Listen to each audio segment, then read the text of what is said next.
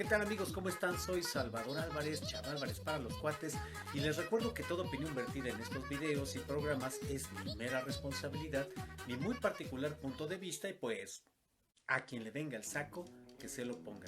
¿Qué tal? ¿Cómo están pasando este dominguito? Esperemos que todos bien allá en casa.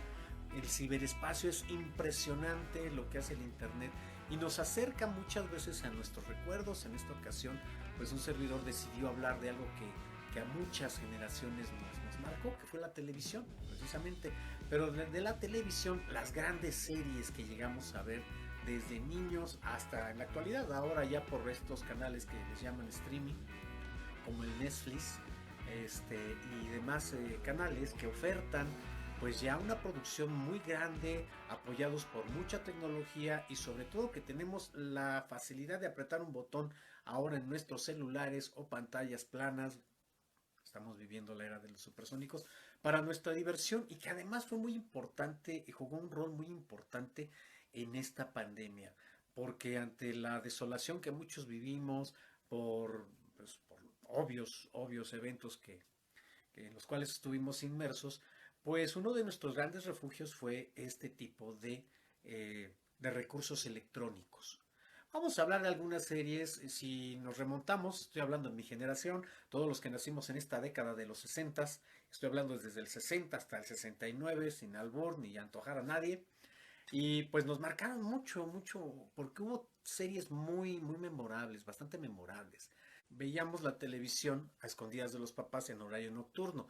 Hay que recordar que en mi generación, en mi época, o en la época de mi generación, no había televisión las 24 horas del día, no lo había. La televisión empezaba, creo que por muy temprano, empezaban a transmitir al mediodía en algunos casos y se cerraba la programación a las 11 de la noche, 11 y cachito, casi a las 12, y de 12 a 12, prácticamente 12 horas, no había transmisión, no había transmisión, en la radio sí, pero en la televisión, nanay, no había eso. Grandes series empezaron a salir al aire. Para mí, una de ellas fue una serie llamada, aquí en México se llamó como Dimensión Desconocida. En inglés se titula Twilight Zone, que fue una de las grandes series que empezó a hablar sobre misterio, que era totalmente ciencia ficción, con finales sorprendentes, con cosas impresionantes. Pues imagínense para un niño de repente ver un capítulo de un tipo que vive solo en un pueblo y que no hay nadie alrededor de él, y después te das cuenta que él está en un experimento del ejército encerrado en una cápsula y proyectando todo como si fuera la Matrix. La idea de Matrix, esto se planteó en la televisión hace más de 50 años, por ejemplo, o que me dicen que del homenaje que el director Steven Spielberg le brinda a esta serie precisamente en su película, llamada de la misma forma, Dimensión Desconocida, haciendo homenaje a varios capítulos que aparecieron en esta serie. Series de terror eran las de nuestra preferencia. Otra serie de terror que a mí en lo particular también me fascinaba era una serie que se llamaba Galería Nocturna. Galería Nocturna aparecía un narrador, porque en Dimensión Desconocida solo era la voz, que en español era de un gran señor, un gran maestro del doblaje, que era el señor José Manuel Rosano, que además él fue la voz oficial de Disney durante muchos años aquí en México, y que decía, bienvenidos a la Dimensión Desconocida. Y era maravilloso verlo. Y después otro programa, pero este sí ya era terror, se llamaba Galería Nocturna. Aparecía el conductor y a sus espaldas, pues una serie de cuadros, y el conductor o el huésped o el hostess de la serie se acercaba a un cuadro y hacía referencia al cuadro y empezaba el capítulo de terror. Era maravilloso ver estas series. Estamos hablando que estas series ya son clasificación para adolescentes. Claro, había series para niños que ahora seguramente a muchos les darían risa, pero hubo una serie que fue la mamá, la abuelita de los Power Rangers, ¿eh? Fue la primera serie que llegó de robots contra monstruos, se llamó Ultraman. Y claro, a la par tenía que salir pues su némesis, un robot, un extraterrestre que habita como simbiótico, ¿verdad? El cuerpo de un militar de una fuerza especial que se encargaba de atacar monstruos, se llamaba Ayata. Y esta entidad le da una capsulita, ¿verdad? La cápsula beta, y con esta cápsula él la dirigía al sol, chéquense el antecedente de energía solar, y Ultraman sacaba su cápsula beta y con eso automáticamente se convertía en un robot que claro se cargaba con energía solar, imagínense, les estoy hablando de hace más de 50 años de esto, y combatía con los monstruos, tenía muchos poderes y era muy bonito verla. Yo esa serie la llegué a ver muy jovencito y que también ahora a mí me da mucho gusto cuando llego a ver estos capítulos porque ahora hay una voz de un gran amigo, de una persona que yo admiro mucho, que es don Salvador Nájar, mi tocayo querido, que hacía además la voz de otro superhéroe de serie japonesa que fue Ultra 7. Ultra 7 Dan se llamaba este personaje, también otro militar, que se transformaba en este robot también que luchaba contra monstruos. Y así, claro que también no podemos dejar de hablar de las series de televisión en México sin tomar en cuenta que son los años de oro, así tal cual, del doblaje mexicano, cuando México, gracias a personalidades como mi tocayo, otra vez Salvador Nájar, como el señor José Manuel Rosano, como mucha gente, Narciso Busquet, Julio Lucena, Jorge Arbizu, Pedro de Aguillón padre, Pedro de Aguillón Jr., muchísima gente talentosa, actores de teatro y de cine, empezaron a hacer doblaje de voz y claro que gracias a esas maravillosas voces, muchos de nosotros, muchos niños, muchos jóvenes, muchos adultos, hemos disfrutado hasta la fecha estas series que han marcado nuestra vida prácticamente. Porque bueno, de esa serie yo recuerdo de mi niñez, si me preguntan esta serie, pues Ultraman. Ya de más grande, pues surgieron series maravillosas como Los Locos Adams. La producción de televisión en Estados Unidos siempre tiende a replicar el núcleo familiar. Series que empezaron a replicar el núcleo familiar, como Yo Amo a Lucy, después se transformó en caricatura con Los Picapiedra, la familia Monster, Los Simpson. Siempre es como esta crítica que ha habido muy fuerte en las series. ¿Por qué vamos a hablar de estas series? Porque precisamente vivimos ahora un tiempo de mucha gente lo menciona que estamos viviendo tiempos de generación de cristal. ¿Qué quiere decir esto? Que hay cosas que ya son políticamente incorrectas. Si vemos muchas de estas series, nos vamos a fascinar por el sarcasmo, la crítica tan fuerte que hacen una crítica social enorme. Una de estas grandes series que ejerce esta crítica social tremenda es Los Locos Adams, precisamente la familia Adams, que tienen unos gustos totalmente extravagantes, tremendos, tremendos, tremendos, para, para poder criticar esta sociedad del American Way of Life después de la Segunda Guerra Mundial, de la posguerra, cómo vivían. Claro, mi querido David dice Alfred Hitchcock, nada más que Alfred Hitchcock fue primero una serie inglesa. Y Hitchcock, bueno, qué decir de este gran director, el maestro del suspenso, porque además Hitchcock como gran director también es el primer director que empieza a hacer estos movimientos de cámara subjetiva. ¿Qué quiere decir? Que coloca la cámara como si estuviéramos nosotros de morbosos viendo la escena. De repente colocaba la cámara debajo de la mesa mientras la gente estaba tomando el té o entre una puerta abierta y estaba la cámara. Esto es lo que hacía Hitchcock y además unas historias de suspenso maravillosas con finales sorprendentes, tremendamente sorprendentes. Se notaban unos equipazos que, oiga usted, diría el finado Paco Malgesto, que además había un programa de toros que él decía hondo y profundo, y oiga usted. Pero estas series nos marcaban mucho, retomando esta idea de la familia que la tele norteamericana siempre ha explotado para hacer una crítica muy fuerte acerca del consumismo, de la política, la ideología, la cuestión social. Siempre lo ha habido. Y claro que de refilón nos pegan en México, ¿verdad? En México siempre ha habido una crítica muy vedada a la familia mexicana. En México, por ejemplo, somos familias muéganos, lo que se llama muéganos, somos familias muy unidas. Claro que en otras sociedades puede estar más mal visto porque lo que quieren es independizarse inmediatamente de los hijos y lo vemos en estas series. Alfred Hitchcock es una de ellas, bueno, hablando de misterio, a mí me gusta más, por ejemplo, estas series de Los Locos Adams que la familia Monster. La familia Monster fue como más de complacencia, más caricaturizada, pero los Adams eran tremendos, eran terribles.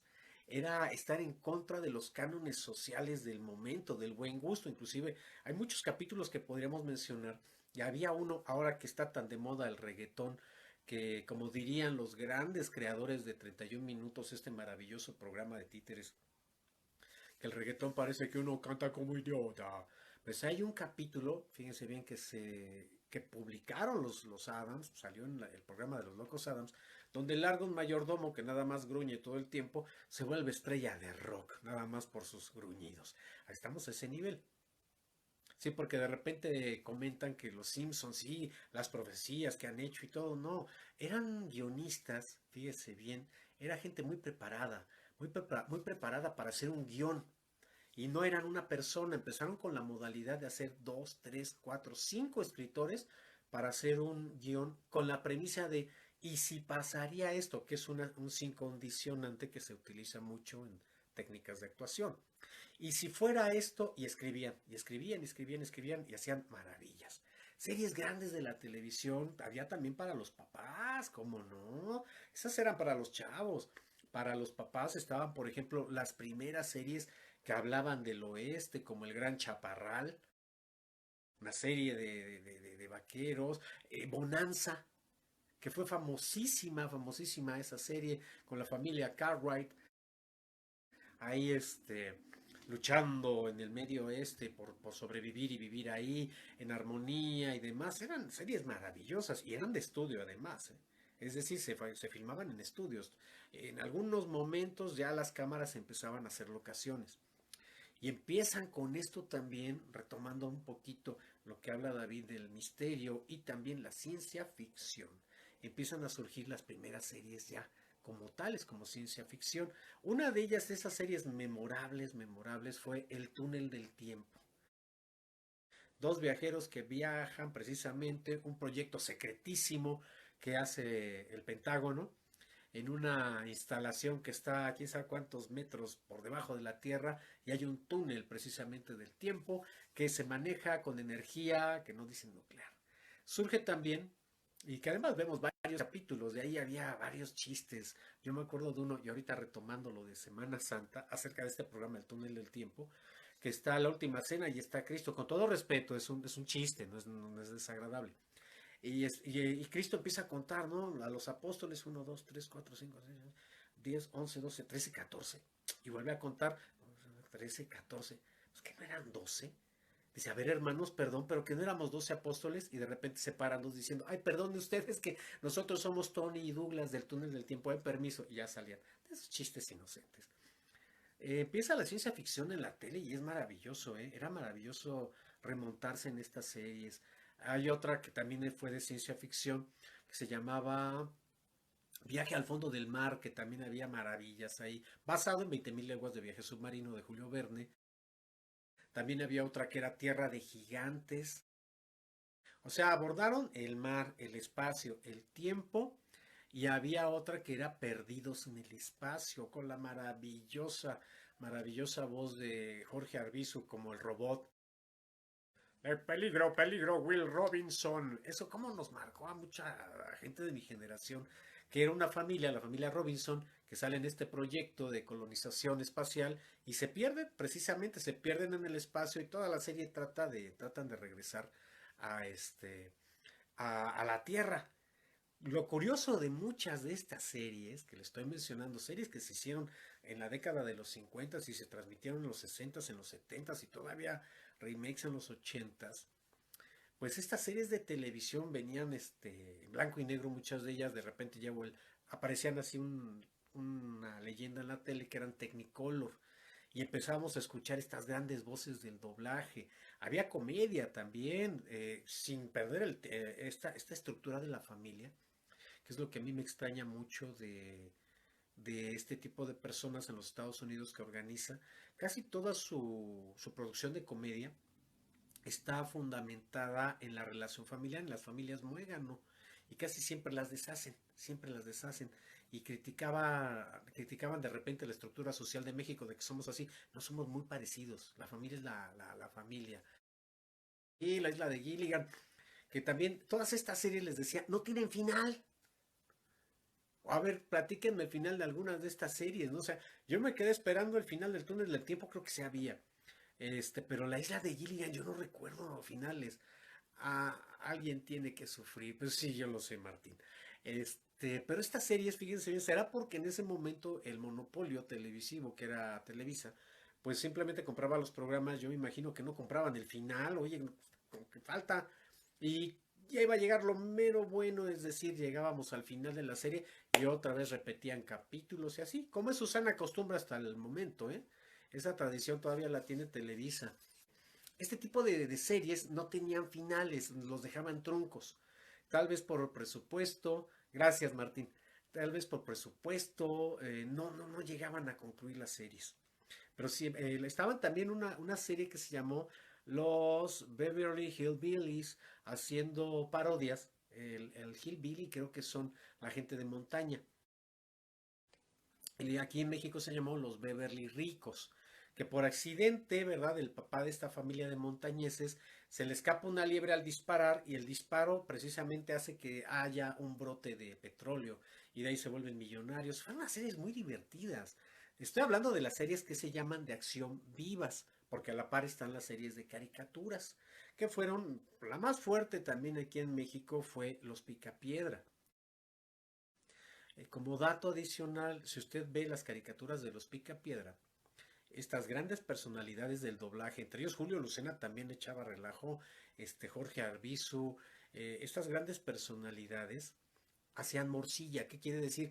Que hablaban y hacían bromas que no venían en los guiones. Se volteaba el muñequito y entonces ya Jorge Arbizu hablaba de piedrolares y demás cosas y empezaban a jugar mucho. Eso le dio un sabor tan mexicano a estos doblajes, a estas series, que para muestra basta un botón. Una serie que no fue para nada exitosa en los Estados Unidos fue Don Gato y su pandilla. No fue muy exitosa. Creo que se grabaron, creo que fueron menos de 50 capítulos los que se grabaron los que se dibujaron de Don Gato y su pandilla, y que aquí en México, gracias al doblaje de voz, pegó y pegará por siempre.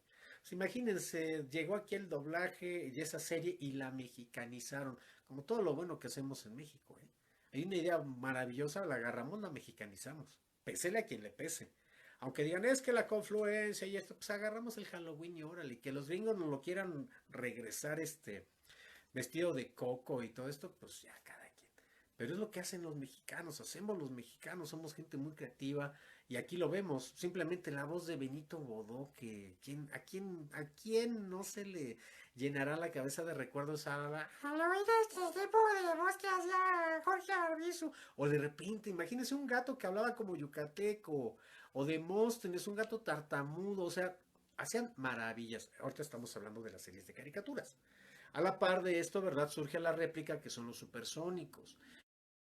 En los 70 las series policíacas muy importantes para los adultos, por ejemplo, había creo que Roger Moore, no recuerdo qué serie hacía, si era Mannix, no recuerdo, estuvieron series policíacas que eran El agente de Cipoll, Mannix, Roger Moore hacía El Santo, que después Val Kilmer hizo la película en los 90.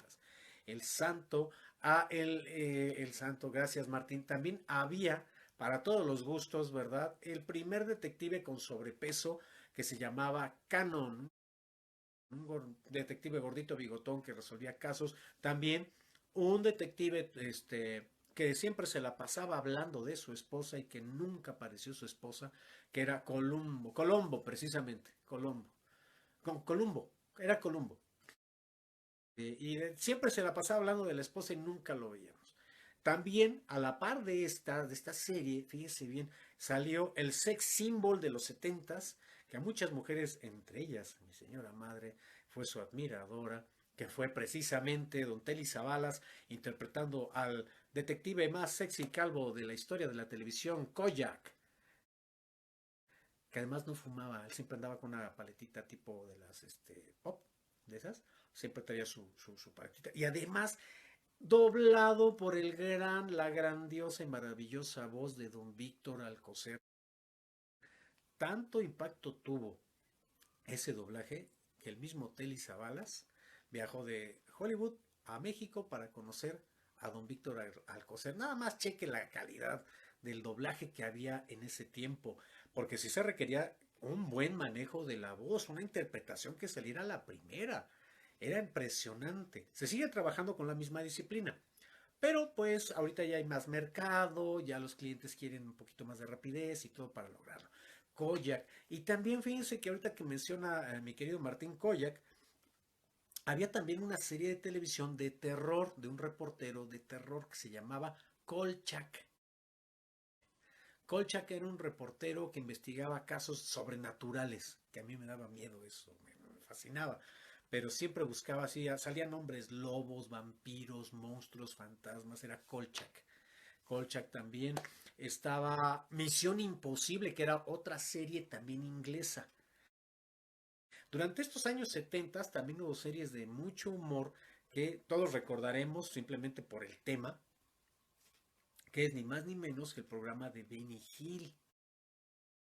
Fue una serie muy, muy famosa también, uno de los grandes comediantes que además era uno de los programas que al mismísimo Charlie Chaplin le encantaba, tanto que por ahí hay una anécdota que el mismo Charlie Chaplin invita a Benny Hill a su casa a comer para presentarle sus respetos y su admiración por el programa que hacía Benny Hill. Benny Hill no sabía ni qué hacer, ¿no? Ante la felicitación de uno de los grandes, si no el más grande clown que ha existido en esta era moderna, que fue Charlie Chaplin.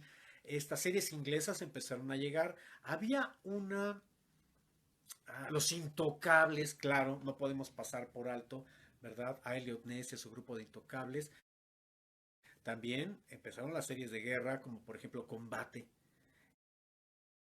que además, yo me acuerdo que mi señor padre cuenta, porque él trabajaba con un ingeniero alemán, que siempre el ingeniero alemán lo vacilaban, que si ya había visto la serie de Combate, y él decía que cuente la verdad, ¿no? Porque ya saben que Combate, todos los soldados norteamericanos en la Segunda Guerra Mundial se echaban, perdón por la palabra, ¿no? Así lo voy a plantear para que se vea menos agresivo. Pues acababan con 10, 15, 20 nazis cada soldado. Y la verdad fue otra, ¿verdad? Porque sabemos que Estados Unidos llegó ya cuando estaban dominando a los nazis, los rusos, los franceses, los ingleses, ¿verdad? Combate Los Intocables, que también Brian De Palma es una película extraordinaria con Robert De Niro. Grandes series se han hecho películas, fíjese usted. Grandes, grandes series. Sobre todo los chavos, si me están viendo, ahí métanse una voceadita. Claro, les va a aburrir porque ya aquí el ritmo que ustedes ven es así como pulso electromagnético que les aturde a todo el tiempo para pura información, información, información. Ah, MASH, precisamente sobre la guerra de Vietnam está MASH. También tienes razón, que era serie de unidades médicas en la guerra de Corea, claro. Claro, fue muy popular también. Y ahí está la película, ahí están las películas, las películas. ¿Y qué pensar? ¿Se acuerdan ustedes? Por primera vez se va a tratar el asunto en la televisión de los... Aquí es que, aquí viene, pues hay que presumir lo que uno tiene. Y uno de mis hermanos siempre ha tenido la buena suerte de regalarme cosas muy interesantes en video. Y miren nada más, si se acuerdan de esta serie de televisión. Aquí en México se llamó Invasión Extraterrestre. Ajá. Hace poco, creo que Fox hizo el remake de la serie, pero ya no pegó tanto como esta, que era precisamente una invasión que llegaban extraterrestres a nuestro planeta y llegaban con les traigo paz, como el señor Burns, y resulta que no, que era una raza reptiliana que venía precisamente a llevarse los recursos, agua, oxígeno de la Tierra y entre ellos, así es de reptiles, y entre ellos pues a comerse, ¿verdad? A los mamíferos y a la especie más sabrosa de este planeta que le ha dado al mismo traste, los seres humanos. Y Invasiones Extraterrestre hace esto, es la primera serie que habla de estos reptilianos, ¿verdad? Más allá de los Anunnakis y demás, que son los que empiezan pues apoderarse a raíz de que en la primera temporada, pues son 2 temporadas, en la primera temporada ofrecen la cura contra el cáncer a cambio de recursos y demás. Y se vuelve, es una muy buena, es una serie extraordinaria, ¿eh? Si la ven, por favor, si la ven, adquiéranla y si no, véanla. También debe haber algunos capítulos en el YouTube, que gracias a YouTube tenemos una memoria de la historia de la televisión impresionante. Ahí suena como Nicolás, ¿cómo se llama? Ay, el crítico maravilloso que me queda re bien. Pero véala, esa serie vale la pena porque pues está basada en la premisa de qué pasaría, que después Stephen Hopkins nos lo aclara, ¿verdad? ¿Qué pasaría si una inteligencia extraterrestre llegara a este planeta? Pues lo que pasó con los españoles y América, o con los ingleses y Norteamérica, ¿verdad? Una invasión devastadora, y eso es lo que vamos a ver en esa serie. Es maravillosa, y véala, tiene buena acción, mucha acción, a pesar de que estas series están filmadas en los estudios Universal, ahí en San Diego, California, creo. Si me equivoco del lugar ahí, ustedes me dicen, y si me equivoco, pues invítenme para que yo vea mi error ahí en los Universal Studios. La isla de la fantasía, que también... Ah, aquí vamos a entrar en esto de las series románticas. Porque la isla de la fantasía con Hervey, ay, ¿cómo se llama? No me recuerdo, que también el Tatú, así se llamaba este hombrecito, y don Ricardo Montealbán, que era un millonario que tenía una isla que precisamente le cubría cualquier fantasía a quien quisiera. Claro, nunca te decían que cobraban una megalanota, ¿verdad? Y también hay una película que hace este maravilloso actor, ¿cómo se llamaba? Don Claire, no, no, este actor pequeñito que sale en Juego de Tronos, Barbón, Michael, ahorita me acuerdo de él, que él hace precisamente la biografía de este actor que interpretaba a Tatú, Ricardo Montalbán. Hay otra serie también setentera, muy bonita, romántica, más no poder, destilaba así, pero la melcocha, que era El Crucero del Amor. El Crucero del Amor también, como no, tuvo grandes personalidades. A Tom Hanks, bueno, Tom Hanks parece arroz de todos los, ajonjolí de todos los moles. De ovnis, que ahorita lo menciona, estaban los invasores, claro, que se apoderaban de los cuerpos de las personas. David Vincent sabe que los invasores han llegado. Y también hay otra muy buena que se llamaba OVNI, o en inglés las siglas de UFO. UFO se llamaba. También había otra serie de ciencia ficción que eran humanos contra extraterrestres que se llamaba 1999. Fíjese, la televisión de ese momento pensaba que ya el hombre ya tenía bases en la luna, o a lo mejor ya las tienen, ¿verdad? Sí. Pero hay que dedicar un programa al conspiracionismo. OVNI, 1999, Los Invasores, no, eran maravillosas esas series, nos tenían así. ¡Ah! Y además siempre con sus cortinillas maravillosas, ¿no? Cortaban y comercial, venía el comercial, regresamos y seguía la acción. Grandes series que muchos nos marcaron porque era un placer verlas, realmente. Y véanlas de veras, sobre todo los chavos, si tienen esa chance de verlo allí en el YouTube, va. Otras series, a ver, unas series ya más contemporáneas.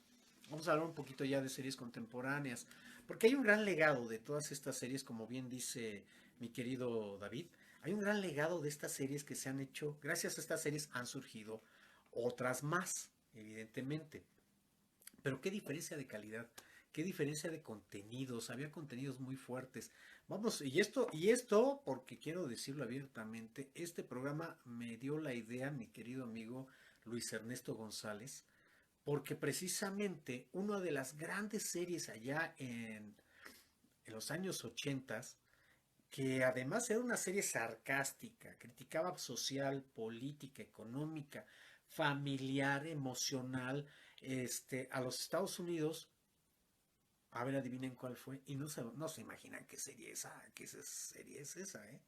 Fue una serie que fue un parteaguas en la crítica social tremenda, que precisamente es gracias a un amorfismo lejano y fantástico. Sí, las siglas ALF, la famosa serie de los 80 llamada ALF, extraterrestre. No hay problema, No culpen de todo el extraterrestre. Este tipo de programa que fue maravilloso, porque este extraterrestre precisamente al estar en la Tierra pues veía con mayor claridad toda la incoherencia del ser humano, en este caso de los Estados Unidos. Una gran serie que criticaba todo, ¿eh? Todo, todo, todo de política, comida, economía, hablaba de las políticas de los presidentes, se aventaban unos chistes que yo creo que ahora estas generaciones de cristal que dicen que es políticamente incorrecto todo esto, pues se espantarían. Nada más para que chequen el nivel y calidad, ajá, de estas grandes series tan fuertes que nos tenían ahí al borde de la risa y que la esperábamos con mucho gusto, era un capítulo a la semana. Entonces muchos los esperábamos, yo me acuerdo que esperaba ver a Alf, ¿no? A ver a qué hora empezaba, que además era maravilloso porque eran programas que comentábamos en la escuela, en la primaria, en la secundaria, en el CCH, que yo lo comentaba mucho con un querido amigo que ha trascendido, Víctor Aníbal Martel, un abrazote, mi hermanito, donde estés allá. Y comentábamos, y Luis Ernesto, gracias por la idea para hacer este programa. Estas grandes series que nos marcaron en frases y demás. Claro, México empieza a hacer sus intentos. México tiene sus series, sus encantos. Digo, a mí en lo particular no me agrada, ni me agradará, ni me agradó. Por ejemplo, pues la serie del Chavo del Ocho o el Chapulín Colorado, pero tiene su mérito, ya que imagínese una vecindad como cualquier otra, sobre todo por la temática, yo creo que se les fue, no sé si por éxito o a lo mejor lo vieron tan cotidiano que no sabían el contenido que hay detrás de esta serie. Pues una vecindad, imagínese un niño que vive, según en un barril, ¿verdad? Tenemos una señora que tiene aspiracionista cual panista, ajá, que vive con el hijo y que espera ansiosamente al profesor Girafales y curiosamente al pobre de Kiko, ¿verdad? Ya llegó el profesor Girafales, mi hijo, váyase a jugar allá al patio. Es que se quedaban a tomar cafecito. Sí, terminaban tomando cafecito. ¿Verdad? Don Ramón, que lo criticaban, que nunca trabajaba, el señor siempre andaba de mil usos en todos lados, pero bueno, series así mexicanas, y la menciono porque es una serie que hasta la fecha la siguen explotando. A mí no me gusta porque es un clown mal hecho. Ahí sí era una apología a la violencia gratuita y que metían el pastelazo mal hecho, mal entendido, a mi gusto, así como yo lo digo. Y que además tenía risas grabadas hasta que yo creo hubo, hubo algunas modificaciones y críticas a la Ley Federal de Radio y Televisión en los ochentas, en los setentas, porque el Chavo del Ocho es de los ochentas, setentas se acaba en los ochentas, precisamente con la salida de Carlos Villagrán y Ramón Valdés, que es también cuando los Canarios de la América y ahora se llaman las Águilas. Hay muchas cosas bien interesantes en la televisión. Pero bueno, en los 80 surge también una serie muy impresionante, porque viene primero la película, una película donde el guión original era un grupo de investigadores psíquicos de lo paranormal que investigaban fantasmas en la luna y que a la hora de hacer el guión para la película dijeron va a salir muy caro. ¿Por qué no pasa mejor esta película en Nueva York? Y ahí buscan fantasmas en Nueva York. La película se llamó, así es, Los Cazafantasmas. Y también tuvo tanto éxito que se hizo la serie así en caricatura. Aquí está. ¿Qué es lo particular que tiene esta serie de televisión de Los Cazafantasmas? Van a decir, ay, pues es de muñequitos. Ajá, pero ¿qué creen? Que toda la serie, todo el compendio de la serie, nos habla de demonología. Así es, si usted llega a ver un capítulo de estos y le gusta el esoterismo y le gusta todas estas cosas, temas de oscuros y demás, le va a encantar, porque en cada programa resulta que sacan de un libro, que no recuerdo ahorita el nombre, no es el Necronomicon, sacan información verídica porque son dioses de, de la prehistoria prácticamente, de culturas antiguas, son entidades, dioses, demonios, de los cuales nos habla la serie. Siempre aparece un fantasma, un demonio ahí en Nueva York y lo van a combatir los cazafantasmas. Cada capítulo tiene esta información. Es muy importante ver esta serie en ese sentido. Si a usted le gusta estos temas de apague la luz y escuche. Aquí se respira un... Bueno, el miedo, decía. este gran señor que hizo su programa de La Mano Peluda. Pues ahí está en esta serie de los cazafantasmas, que es caricatura, ahí va a encontrar usted un montonal de información acerca de estas entidades y deidades demoníacas, de ultratumba, de otras dimensiones. Es muy, muy interesante. Y sí, hay varias menciones a Lovecraft en esta serie. Siguiendo con nuestro recorrido de series, ya saben que se vale participar. Fíjense que recorriendo estas series, allá en los ochentas, ya noventas, surge una serie también que rompe con con la estructura de tiempo y espacio que había en las series. ¿Qué quiere decir? Que eran atemporales. Es decir, pudo pasar en esta época, pero no sabemos en qué momento y demás el problema, que atacaron o que salía alguna cuestión. Starkey Hodge también fue de las series policíacas, se me pasaba, muy, muy importantes de ese tiempo. Pues llega una serie que también es un parteaguas y que va a ser esta serie, a ver si se ve el logotipo ahí. Ahí se ve. No sé cómo va, pero es precisamente los expedientes secretos X, donde vemos a la gente Mulder y a la gente Scully, pues tratar de descifrar algunos enigmas que el FBI no le encuentra una razón, una lógica, ¿verdad? Y está basado en otro programa que fue muy famoso en los 70 que se llamó Proyecto Libro Azul. Como muchos sabemos y los que no saben, pues yo les informo ahorita. Proyecto Libro Azul fue un proyecto que hizo el Pentágono junto con la Fuerza Aérea y la NASA para investigar casos de posibles avistamientos de entidades extraterrestres, en este caso de objetos voladores no identificados. Así se llama este proyecto que se hizo en los años 50, que entrevistaron a mucha gente y que por ahí, según lo que se recabó de este libro, al menos, o sea, mínimo 500 casos de miles que recogieron ellos, 500 casos no tienen explicación acerca de avistamientos ovnis. Pues bien, damos ese salto de los 70, 60 de este proyecto de Libro Azul a Expedientes Secretos X. ¿Qué es lo particular de esta serie de televisión? Lo particular fue que ¿cómo se llamaba?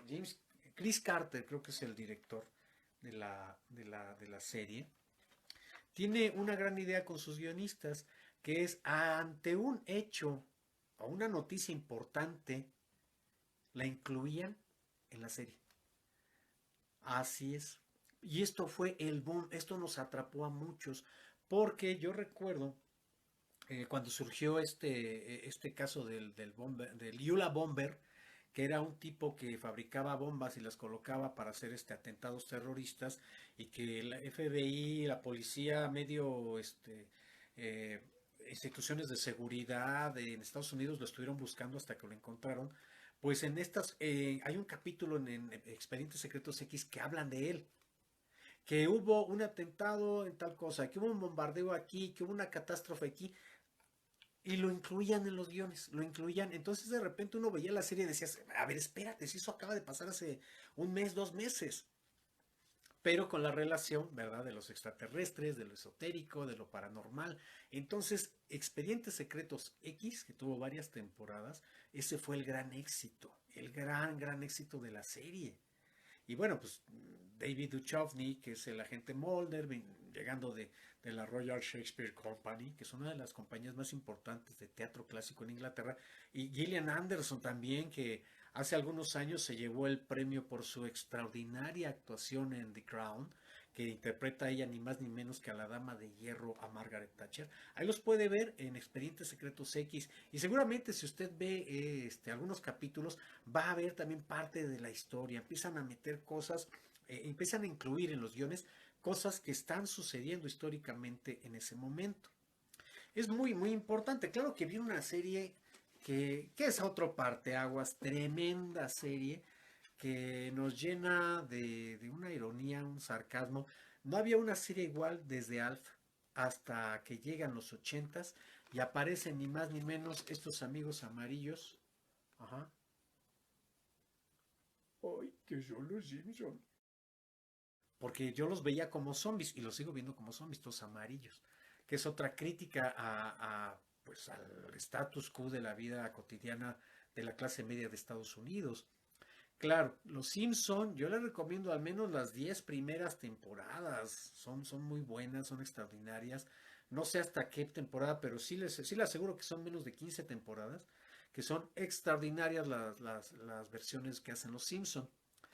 Por ahí, ¿verdad? Los conspiracionistas de la televisión dicen que la serie de Los Simpsons se volvió más fantasiosa y demás a raíz de un capítulo donde Homero Simpson entra en coma y que todo lo que vemos es todo lo que Homero está alucinando en este coma del cual hasta la fecha no ha despertado. Así lo plantean, pero Los Simpson también fue una cosa muy fuerte, también un sarcasmo tremendo. Ahora ya uno ve los capítulos y uno dice, pues ya sabemos qué empresa los compró y qué empresa al comprar esto, ¿verdad? Pues ya suaviza todo. Ya sabemos que hasta en Star Wars la princesa Leia, gracias a que esta empresa compró todo, la empresa del ratoncito, que también igual, si quieren que critique eso, que alguien me invite allá a Disneylandia para ver eso. Disneylandia compra todo esto y claro, lo hace muy a su gusto, ¿verdad? Pues el que paga manda, a final de cuentas. Y bueno, Los Simpsons se vuelven una serie, pero tremendamente popular a nivel mundial. Es una de las series que inclusive le salva la vida, yo diría eso, a TV Azteca en cuanto a rating. Porque TV Azteca compra la serie y pues todo el mundo también estábamos esperando el día que pasaban Los Simpsons. A mí me caían muy mal. Hasta que gracias a mi hermano, uno de mis hermanos, estuvo enfermo iba a decir, cuando se pone un amarillo, ¿cómo se llama esto? Hepatitis. Gracias. Y pues veía televisión y jugaba videojuego y ya saben, mi señora madre, te sientas con tu hermano porque está viendo esa porquería de programa. Y pues ya, al ver eso y el sarcasmo y demás, terminé siendo fanático de los Simpsons hasta ciertas temporadas porque ahora ya está muy manoseado, ¿eh? Muy manoseado. Series, para ir cerrando, hay muchas cosas, ¿eh? Hay muchas series, ¿eh? Por lo que veo. Y habrá. Una serie hablando de ciencia ficción, que además Steven Spielberg, que es un maestro del efecto emocional en todo lo que haga, Spielberg nos engancha emocionalmente todo lo que hace. Es un maestro de esto. Es un maestro del efecto emotivo en todo lo que hace. Es un genio el tipo. No sé si conozcan esta serie que también les traigo aquí, que se llama Taken. Parte precisamente la serie desde un mito que se comentaba en la Segunda Guerra Mundial, que había una cosa que se llamaban los Foo Fighters, que eran bolas de fuego, que supuestamente varios pilotos de aviones caza norteamericanos e ingleses vieron durante algunas batallas aéreas en la Segunda Guerra Mundial. Parte de ahí la serie hasta donde cree usted que aquí le hacen yo un pequeño homenaje a Invasión Extraterrestre, porque en Invasión Extraterrestre hay un momento en que uno de los lagartos, pues que cree, hace que una terrícola se enamore de él y pues tienen así como sus encuentros amorosos y de repente el fruto de ese amor es precisamente en la serie de Invasión Extraterrestre una niña que es el híbrido entre la raza extraterrestre y los terrícolas. Entonces es como la profecía, la ven como un mesías. Pues Spielberg retoma estas ideas y hace esta maravillosa serie de Taken. Véanla porque también de repente se va a enganchar, son series muy bien hechas. Qué lástima que no están ahorita en estas plataformas de streaming, valdría la pena que estuvieran por los contenidos que tienen. No son contenidos tan inmediatos, ni está saturada de acción, pero sí lo va llevando por una trama donde usted mismo se preguntará, o usted misma, querida amiga, se preguntará, ¿no estamos solos? ¿Verdad? Entonces, yo les recomiendo mucho esa serie de Tekken, les va a gustar mucho. Tiene esta línea maravillosa que nos hace pensar que no estamos solos. Y bueno, ya para ir cerrando este breve programa, hay una serie que yo les recomendaría, ojalá y la puedan ver, si no, buscar algunos capítulos, porque es una serie que pasó sin pena ni gloria por la televisión abierta. Se llama, esta serie, bueno, es que aquí tiene etiqueta todavía. Esta serie aquí le voy a quitar esto porque nada más que aquí falta el logotipo. Esta serie se llama Mi nombre es Earl. Este gran actor Eh, Jason, ay, se me van los nombres. Bueno, este hombre, más información, es el papá de Alvin y las ardillas, ¿eh? Jason Lee se llama, gracias. Jason Lee es el que hace este programa. ¿Y por qué les recomiendo esta serie? Si puede verla, mi nombre es Earl, porque habla de una cosa muy sencilla, que es el parámetro de toda la serie, que habla del karma. Earl Hickey, que es un tipo, un vago, un tipo prácticamente bueno para nada, ocioso, ladrón y demás, pues un día se roba un día descubre, compra un boletito de estos, no les spoileo la serie tanto, un boletito de estos de rasca y gana, y se gana un premio de $100,000. Y entonces en el momento que él sale festejando con su billete que ganó, lo atropellan y pierde el billete. Cuando despierta en el hospital ve un programa de televisión donde están entrevistando a una personalidad que dice, le preguntan, ¿cómo es posible que te vaya bien en la vida y todo? Dice, pues es que creo en el karma. Creo que si haces cosas buenas te pasan cosas buenas, si haces cosas malas te pasan cosas malas. Entonces prefiero hacer cosas buenas que beneficien a todos para que me vaya bien a mí.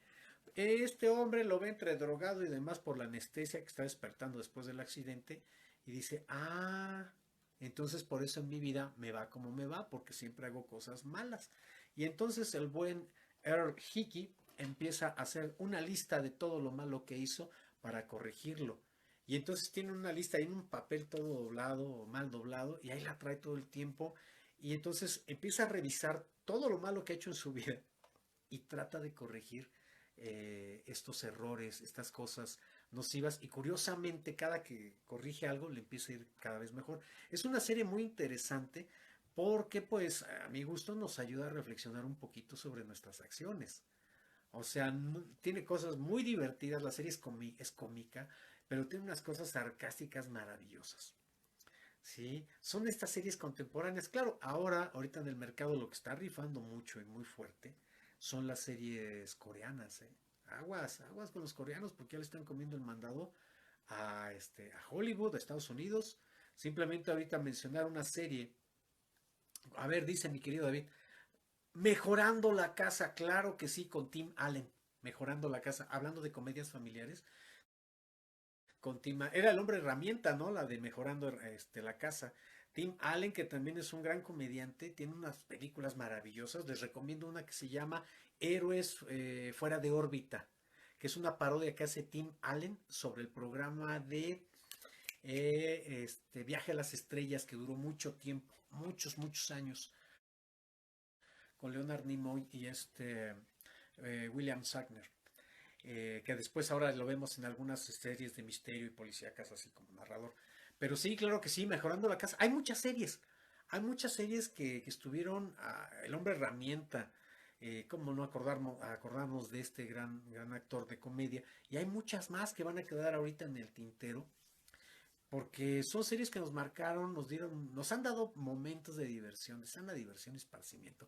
Lástima que poco a poco la tele abierta empezó a fastidiarnos con pura publicidad. Entonces, por cada 5 minutos de programa teníamos 20 de comerciales, ¿no?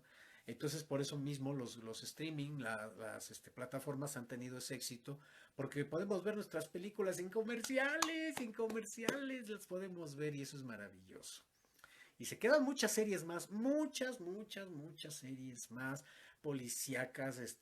Ahorita casi pues nos fuimos a quienes nos han llevado a esta fantasía, ¿verdad? Que ha sido pues esta gran industria de la televisión norteamericana que ha llegado aquí gracias al doblaje de voz, estas series. También ha habido series muy importantes en México, aparte del Chavo del Ocho, que son como este formato de telenovela. Casi no las menciono porque yo no fui muy adicto ni a Papá Soltero. Había una, antes de irme, había una que de repente uno dice, bueno, ¿y por qué en varias partes o zonas de la ciudad o del país de repente empezó a haber niños que fueron bautizados como Brandon, Jason, Tiffany? ¿Por qué? Debido a una de estas grandes series que impactó en la juventud que se llamó esta serie, y la otra que fue Salvados por la Campana.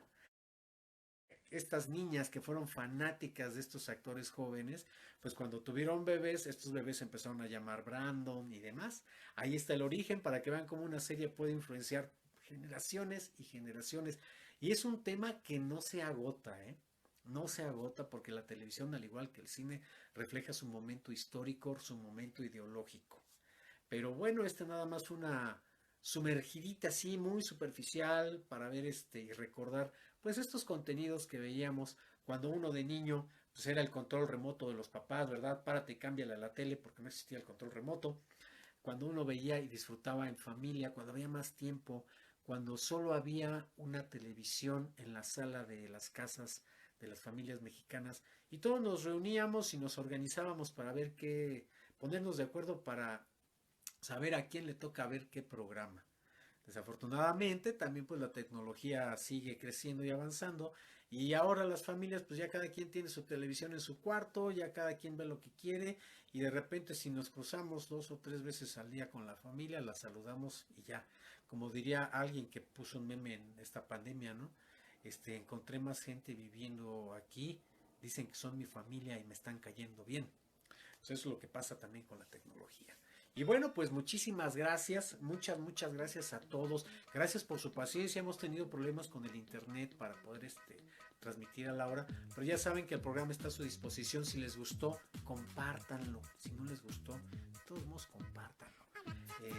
Les doy muchas gracias, muchas gracias a mi querido David, que siempre me apoya muchísimo, a Martina Aguilar, la maestra Lupita, Karen, David Alcalá, mis queridos amigos allá en Brasil, allá María Antonieta, los nuevos que se van juntando, suscríbanse allá. Pero bueno, gracias a todos, un abrazote, cuídense mucho, pórtense bien. Soy Salvador Álvarez, Chaval Álvarez para los cuates, nos vemos hasta la próxima, bye.